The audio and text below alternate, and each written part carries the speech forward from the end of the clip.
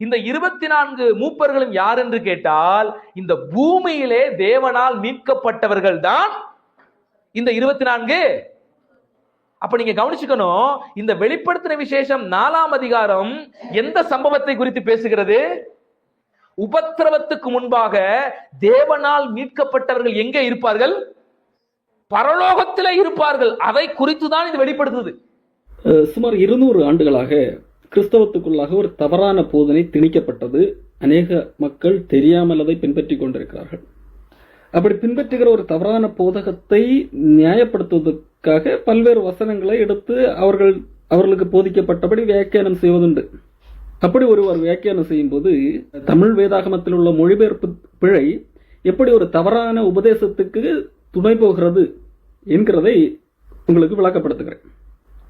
வெளிப்படுத்தின விசேஷம் 5ஆம் அதிகாரத்திலே 9-10 வசனங்களிலே யோவான் காண்கிற பரலோக காட்சி காணப்படுகிறது.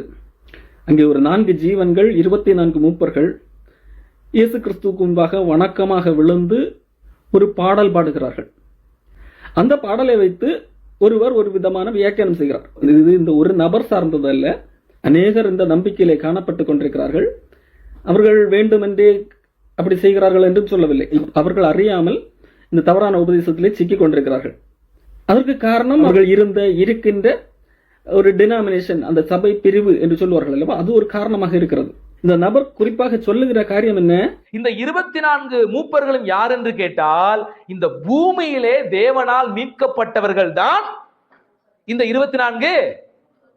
அப்ப நீங்க கவனிச்சுக்கணும், இந்த வெளிப்படுத்தின விசேஷம் 4ஆம் அதிகாரம் எந்த சம்பவத்தை குறித்து பேசுகிறது?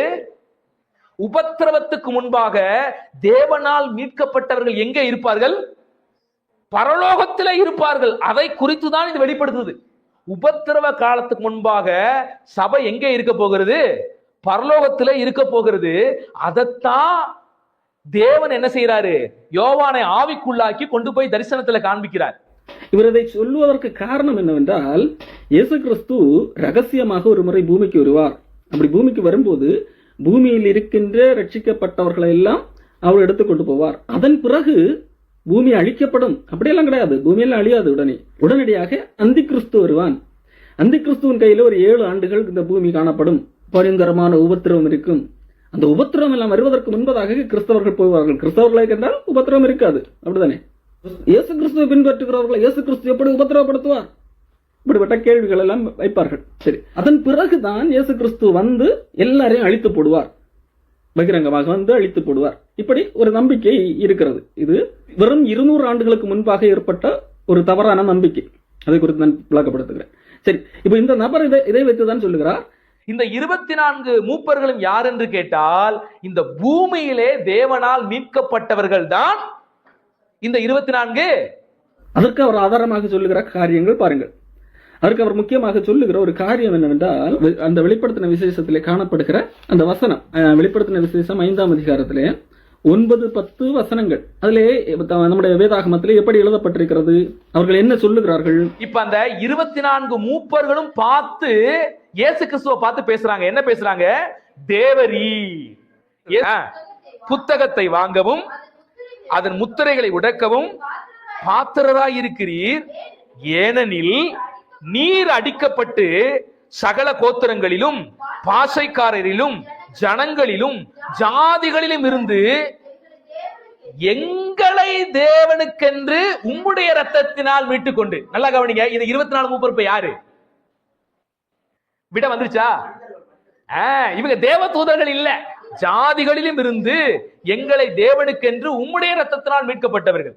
அப்ப உலகத்துல இருக்கிற ஒட்டுமொத்த ஜனக்கூட்டத்திலும் இருந்து, அதாவது இந்த ஒட்டுமொத்தம்னா என்ன அர்த்தம்? யூதர்களையும் குறிக்கும், புறஜாதிகளையும் குறிக்கும். ஏன்னா இங்க நம்ம அப்படிதான் வாசிக்கிறோம். என்ன வாசிக்கிறோம்? சகல கோத்திரம், சகல பாஷைக்காரர் என்று வாசிக்கும் போது ஒட்டுமொத்தமாக இந்த ஒட்டுமொத்த கூட்டத்திலிருந்தும் தேவனுடைய ரத்தத்தினால், இயேசு கிறிஸ்துவின் ரத்தத்தினால் மீட்கப்பட்டு வந்தவர்கள் தான் இந்த 24 மூப்பர்களும். அப்ப இவங்கெல்லாம் யாரு? மனிதர்கள். நீர் எங்களை மீட்டுக் கொண்டீர் என்று சொல்லி அந்த 24 பேரும் சொல்லுகிறார்கள் என்றால், இவர்கள் பூமியிலிருந்து ரட்சிக்கப்பட்டவர்கள். எங்களை ராஜாக்களும் ஆசாரியர்களும் ஆக்கினீர், நாங்கள் பூமியிலே அரசாளுவோம் என்று புதிய பாட்டை பாடினார்கள்.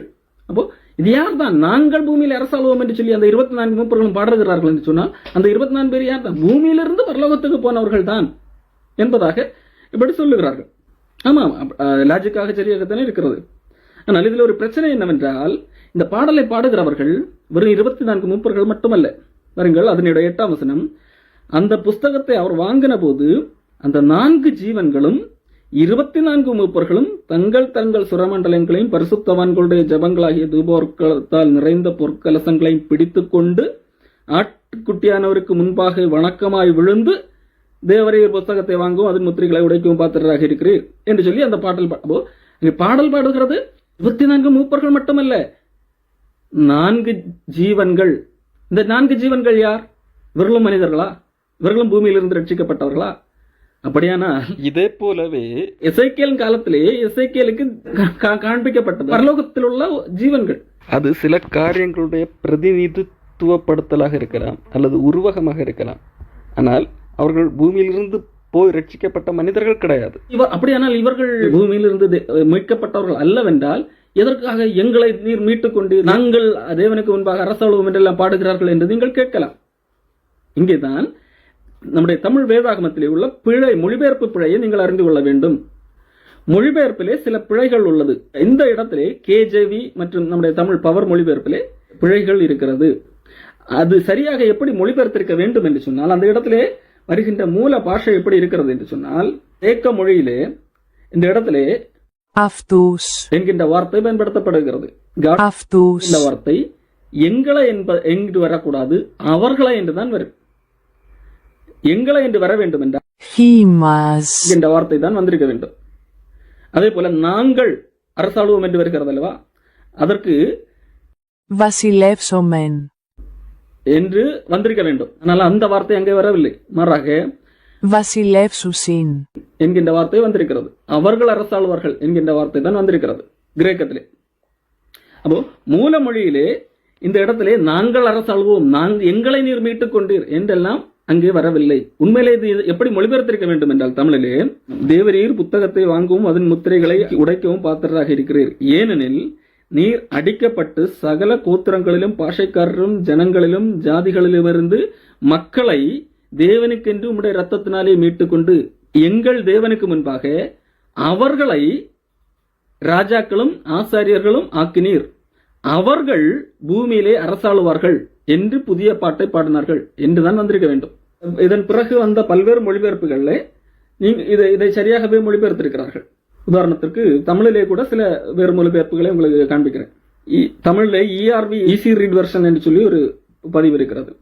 அதில் எழுதப்பட்டிருக்கிறது, அவர்கள் அந்த ஆட்டுக்குட்டிக்காக புதிய பாடலை பாடினர், தோல் சுருளை எடுக்க நீரே தகுதியுள்ளவர், அதன் முத்திரைகளையும் நீரே உடைக்கத்தக்கவர், ஏனென்றால் நீர் கொல்லப்பட்டவர், உன் குருதியால் தேவனுக்காக மக்களை மீட்டுக் கொண்டவர், அவர்கள் பல்வேறு இனத்தை, மொழியை, நாட்டை, குழுவைச் சேர்ந்தவர்கள், நீர் நம் தேவனுக்காக ஒரு ராஜ்யத்தையும் ஆசாரியரையும் உருவாக்கினீர், அவர்கள் இந்த உலகத்தை ஆளுவார்கள் என்று சொல்லிதான் சரியாக மொழிபெயர்த்திருக்கிறார்கள். அப்போ அந்த 24 மூப்பர்களை என்ன பாடினார்கள்? நாங்கள் ஆளுவோம், எங்களை மீட்டுக் கொண்டீர் என்று பாடவில்லை.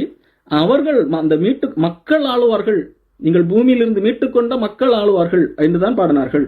திருவிவிலியம் என்கின்ற மொழிபெயர்ப்பை பாருங்கள். அவர்கள் புதிய ஒரு பாடலை பாடிக்கொண்டிருந்தார்கள். ஏட்டை எடுக்கவும் அதன் முத்திரைகளை உடைத்து பிரிக்கவும் தகுதி பெற்றவர் நீரே, நீர் கொல்லப்பட்டீர், இரத்தத்தால் குலம், மொழி, நாடு, மக்களினம் ஆகிய அனைத்தினின்றும் மக்களை கடவுளுக்கென்று விலை கொடுத்து மீட்டுக் கொண்டீர். எங்களை மீட்டுக் கொண்டீர் என்று வரவில்லை, மக்களை மீட்டுக் கொண்டீர். ஆட்சியுரிமை பெற்றவர்களாகவும் குருக்களாகவும் அவர்களை எங்கள் கடவுளுக்காக ஏற்படுத்தினீர், அவர்கள் மண்ணுலகின் மீது ஆட்சி செலுத்துவார்கள் என்றுதான் வருகிறது. இப்போ பார்த்தீர்களா, தமிழ் மொழிபெயர்ப்பிலே உள்ள ஒரு சிறிய பிழை. இப்போ இதை வைத்துக் கொண்டு என்ன சொல்லுகிறார்கள் பார்த்தீர்களா? அங்கே பரலோகத்திலே தான் 24 மூப்பர்கள் காணப்படுகிறார்கள். அந்த 24 மூப்பர்கள் யார் தான்? இங்கே பூமியிலிருந்து மீட்கப்பட்டு பரலோகத்துக்கு போயிருக்கிறார்கள். அப்போ ஆண்டவர் இயேசு கிறிஸ்து ஏற்கனவே ரகசிய வருகையிலே வந்து மக்களை எடுத்துக்கொண்டு அங்கே போய்விட்டார். அதன் பிறகு பூமியில நடக்கிற சம்பவங்களிலே பல மக்கள் எல்லாம் இருக்கிறார்கள். அந்தி கிறிஸ்துவின் முத்திரைக்கு உட்படாத மக்கள் எல்லாம் இருக்கிறார்கள். அவர்கள் எல்லாம் தேவனால் கைவிடப்பட்ட மக்கள் அல்லது இஸ்ரவேல் மக்கள். ஆண்டவர் இஸ்ரவேலுக்காக ஒரு காலத்தை வைத்திருக்கிறார். அதன் பிறகு 7 ஆண்டுகள் அவர்கள் உபத்திரவப்படுவார்கள். ஆனால் அந்த உபத்திரவத்திலே நமக்கு பங்கு கிடையாது, நமக்கு உபத்திரவமே கிடையாது. காரணம், நாம் தான் ஏற்கனவே அந்த 24 மூப்பர்களாக பரலோகத்தில் இருக்கிறோமே என்கிறதாக பேசுகிறார்கள். இந்த 24 மூப்பர்களும் யார் என்று கேட்டால், இந்த பூமியிலே தேவனால் மீட்கப்பட்டவர்கள் தான் இந்த 24. அப்ப நீங்க கவனிச்சுக்கணும், இந்த வெளிப்படுத்தின விசேஷம் 4ஆம் அதிகாரம் எந்த சம்பவத்தை குறித்து பேசுகிறது? உபத்திரவத்துக்கு முன்பாக தேவனால் மீட்கப்பட்டவர்கள் எங்கே இருப்பார்கள்? பரலோகத்திலே இருப்பார்கள். அதை குறித்து தான் இது வெளிப்படுத்துது. இப்ப ஏன் இதெல்லாம் நான் உங்களுக்கு சொல்ல வர்றேன்னா, உபத்திரவ காலத்துக்கு முன்பாக சபை எங்கே இருக்க போகிறது? பரலோகத்திலே இருக்க போகிறது. உண்மையிலே அப்படி அல்ல. இது ஒரு மொழிபெயர்ப்பு பிழை. உண்மையிலே இந்த நம்பிக்கை ஆதி சபையிலிருந்து உண்டானது அல்ல. வேதாகமத்தில் அப்படிப்பட்ட ஒரு நம்பிக்கை கிடையாது. ரகசிய அறிக்கை என்ற வார்த்தை கூட கிடையாது. வார்த்தை மட்டுமல்ல, கருத்து கூட கிடையாது. வெறும் வார்த்தை இல்லை, ஆனால் கருத்து இருக்கிறது என்றால் அப்படி இல்லை, கருத்தும் கிடையாது. ஆண்டவருடைய வருகை குறித்த பல இடங்களிலே சொல்லப்பட்டிருக்கிறது. அதை இவர்கள் தவறாக புரிந்து கொண்டு இப்படி பேசுகிறார்கள். இது 1800 முதல் 1882 வரைக்கும் வாழ்ந்த ஜான் நெல்சன் டார்பி என்கிறவரால் உருவாக்கப்பட்ட ஒரு தவறான நம்பிக்கை. எப்படி இன்னைக்கு பெந்தேகோஸ்தேக்காரர்கள் தாங்கள் வாய்க்கு வந்ததை என்று சொல்லி பேசிவிட்டு இதுதான் அந்நிய பாஷை என்று சொல்லுகிறார்களோ, இந்த நம்பிக்கை ஆதி சபையிலிருந்து 1906 வரைக்கும் எங்கும் இல்லை. 1906 உருவானதுதான். வில்லியம் சேமோர் என்கின்றவரால் உருவாக்கப்பட்டது. அதை பின்பற்றி இன்றைக்கு ஏகப்பட்ட பெந்தேகோஸ்தேக்காரர்கள் வாய்க்கு வந்ததை உளறிவிட்டு இதுதான் அந்நிய பாஷை என்று சொல்லி ஒரு தவறான நம்பிக்கையில் இருக்கிறார்கள் அல்லவா? வெறும் 120 ஆண்டு பழக்கமுள்ள ஒரு கள்ள உபதேசம், ஒரு தவறான நம்பிக்கை. அதை போலத்தான் ரகசிய வருகை என்கின்ற ஒரு தவறான உபதேசம் வெறும் 200 ஆண்டுகளுக்கு முன்பாக பிரதரன் சபை இருக்கிறது அல்லவா? இன்றைக்கு பிரதரன் என்கிற சொல்லி ஒரு நிறுவனம் இருக்கிறது, உங்களுக்கு தெரியும். அதிலே ஒரு முக்கிய இன்ஃபுளுயன்சராக காணப்பட்ட ஜான் நெல்சன் டார்பி அவர் உருவாக்குற இந்த தவறான கோட்பாடு தான் இந்த ரகசிய வருகை. இன்னொன்னு டிஸ்பென்சேஷன். டிஸ்பென்சேஷன் என்றால் கடவுள் ஒவ்வொரு காலகட்டத்திலும் ஒவ்வொரு விதமாக இயங்குவார். எல்லா காலகட்டத்திலும் ஒரே மாதிரி இருக்க மாட்டார். ஒவ்வொரு காலகட்டத்திலும் ஒவ்வொரு மாதிரி இருப்பார். இயேசு கிறிஸ்து வருவதற்கு முன்பதாக அவர் நியாயப்பிரமாண காலம், அவர் நியாயப்பிரமாணத்தின் அடிப்படையில் தான் மக்களை நியாயம் தீர்ப்பார். இயேசு கிறிஸ்து வந்த பிறகு இப்பொழுது நடந்து கொண்டிருப்பது கிருபையின் காலம். இந்த காலத்தில் கிருபையின் அடிப்படையில் நியாயம் தீர்ப்பார். இதன் பிறகாக இயேசு கிறிஸ்து ரகசியமாக வந்து கொண்டு இந்த கிருபையின் காலத்தை முடித்து வைத்து விடுவார். அதன் பிறகு 7 ஆண்டுகள் மறுபடியும் நியாயப்பிரமாண காலம் வரும். எப்படி பழைய ஏற்பாட்டில் இருந்த அந்த பழைய ஏற்பாட்டு காலம் வரும். இப்பொழுது பலி செலுத்துதல் நடக்கும். எப்படி நியாயப்பிரமாணத்திலே பலி செலுத்தும் முறை அது எல்லாம் இருந்ததோ அதே காலம் மறுபடியும் திரும்ப வரும்.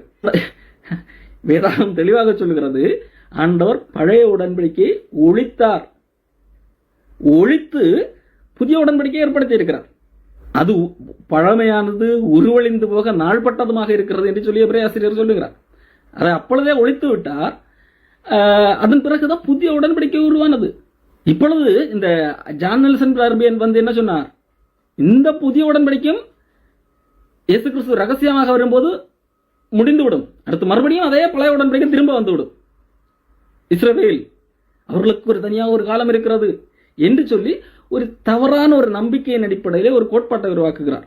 அது மக்களுக்கு வெகுவாக பிடித்து போகிறது.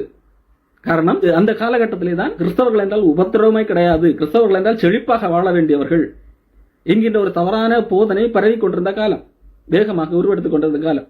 அப்பொழுது இவருடைய இந்த தவறான கொள்கை அதற்கு ஏற்புடையதாக இருக்கிறது. ஆஹா, கிறிஸ்தவர்களுக்கு உபத்திரவம் இல்லை, உபத்திரவத்திற்கு முன்பதாக இயேசு கிறிஸ்து வந்து காப்பாற்றி விடுவார். கிறிஸ்தவர் அல்லாதவர்களுக்கு தான் இங்கே பூமியிலே உபத்திரவம், அந்தி கிறிஸ்து துன்பப்படுத்துவான் என்கின்ற அந்த தவறான கோட்பாடு மக்களுக்கு பிடித்து போகிறது. அதன் பிறகாக 1909 ஸ்கோஃபீல்டு என்கிறவர் ஒரு ஸ்கோஃபீல்டு ரெஃபரன்ஸ் பைபிள் என்கின்ற ஒன்றை உருவாக்குகிறார். அந்த ரெஃபரன்ஸ் பைபிளில் இந்த டார்பி என்னெல்லாம் இந்த தவறான கோட்பாட்டை உருவாக்கினாரோ அதுக்கேற்ப இவர் உருவாக்கின அந்த ரெஃபரன்ஸ் பைபிளில் விளக்கம் கொடுக்கிறார். இது அந்த பெந்தகோஸ்தே மக்கள் மத்தியில் இந்த ரெஃபரன்ஸ் பைபிள் பிரபலமாகி இந்த போதனை பெருவாரியாக பரவுகிறது. உருவாக்கினது பெந்தகோஸ்தேக்காரரும் அல்ல, அந்த ஸ்கோஃபீல்டு ரெஃபரன்ஸ் பைபிள் உருவாக்கினவரும் பெந்தகோஸ்தேக்காரர் அல்ல. ஆனால் அதை அப்படியே பெந்தகோஸ்தேக்காரர் தங்களுக்கு என்று அடாப்ட் பண்ணி அது வேகமாக பரவியது. ஆகவே முதல் நூற்றாண்டிலிருந்து 1830 ஆண்டு வரைக்கும் நம்பிக்கொண்டிருந்த வேதாகம உபதேசம், ஆண்டவர் வருவார், வரும்போது அவருடையவர்களை சேர்த்துக் கொள்வார், அவருடைய அல்லாதவர்களை அழிப்பார் என்கின்ற அந்த உபதேசம் மறக்கடிக்கப்பட்டு அல்லது அது புறக்கணிக்கப்பட்டு ஆண்டவர் ரகசியமாக வருவார், கிறிஸ்தவர்களுக்கு எந்த உபத்திரவம் வரக்கூடாது என்கிறதற்காக அவர்களை முதலாவது காப்பாற்றிக் கொண்டு போவார். அதன் பிறகு அந்தி கிறிஸ்து வந்து எல்லாரும் உபத்திரவப்படுத்துவான். அந்த காலம் மறுபடியும் நியாயப்பிரமாண காலமாக இருக்கும். அதன் பிறகு 7 ஆண்டு கழித்துதான் மறுபடியும் இயேசு கிறிஸ்து வருவார். இப்படிப்பட்ட இந்த தவறான உபதேசம் பரவ ஆரம்பித்தது. இது வேதாகமத்தில் இருக்கிறதா என்று கேட்டால் இல்லை. ஆனால் வேதாகமத்தில் இருக்கிறதை போல ஒரு சாட்டெல்லாம் போட்டு காண்பிப்பார்கள். பார்த்தீர்களா, இது ரகசிய வருகை, இது பகிரங்க வருகை, வித்தியாசம் இருக்கிறது பாருங்கள் என்று சொல்லி. இது வித்தியாசம் அல்ல. முதலாவது ஒரு கொள்கை, ஒரு ரகசிய வருகை, பகிரங்க வருகை என்று இந்த கொள்கையை ஜான் டார்பி என்கிறவர் உருவாக்குறார்.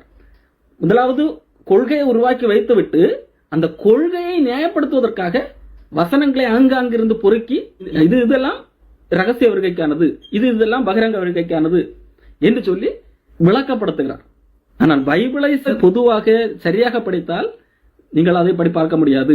முதலாவது ஒரு கொள்கையை உருவாக்கி வைத்துவிட்டு அதற்கேற்றபடி இதுக்கெல்லாம் எந்தெந்த வசனம் பொருந்துகிறது, அப்ப இதெல்லாம் தூக்கி இந்த வசனங்கள் எல்லாம் இதுல போடு, இதெல்லாம் தூக்கி இதுல போடு என்று சொல்லி. அன்புக்குரியவர்களே, இதுக்கு பல வசனங்களை அவர்கள் புரட்டி இருக்கிறார்கள். உதாரணத்துக்கு தானியேல் 9ஆம் அதிகாரம் 26, 27 வசனங்களை இயேசு கிறிஸ்துவை பற்றி சொன்னதை அது இயேசு கிறிஸ்து அல்ல, அது அந்தி கிறிஸ்து என்கின்ற அளவுக்கு பேசுகிறார்கள். சரி, முதலாவது வெளிப்படுத்தின விசேஷத்தை எப்படி படிக்க வேண்டும் என்கிறதே அநேகருக்கு தெரியாது. வெளிப்படுத்தின விசேஷம் முதலாவது நேரடியான வசனங்கள் இருக்கிறது, ஆனால் எல்லாமே நேரடி அர்த்தம் கொள்ளத்தக்கது அல்ல. அது ஒரு சைன் லாங்குவேஜ். ஆகவே அந்த சைன் லாங்குவேஜ் புரியாதனால் தங்கள் இஷ்டத்துக்கு வியாக்கியானம் பண்ணுவார்கள். இவர்கள் சொல்லுகிற வியாக்கியானம் சில வேளையில காமெடியாக இருக்கும். வெளிப்படுத்தின விசேஷம் 3ஆம் அதிகாரம் வரைக்கும் தான் சபை என்கின்ற வார்த்தை இருக்கிறது. அதன் பிறகு சபையை பார்க்க முடியாது. காரணம் ஏன் தெரியுமா? சபை பரலோகத்துக்கு போய்விட்டது. அதன் பிறகு பூமியில் இருக்கிறவர்கள் எல்லாம் ரட்சிக்கப்பட்டவர்கள் அல்ல என்கிற அளவுக்கு பேசுவார்கள். அன்புக்குரியவர்களே, சபை என்கின்ற வார்த்தை இருந்தால்தான் அவர்கள் கிறிஸ்தவர்கள் என்கின்ற அர்த்தம் அல்ல.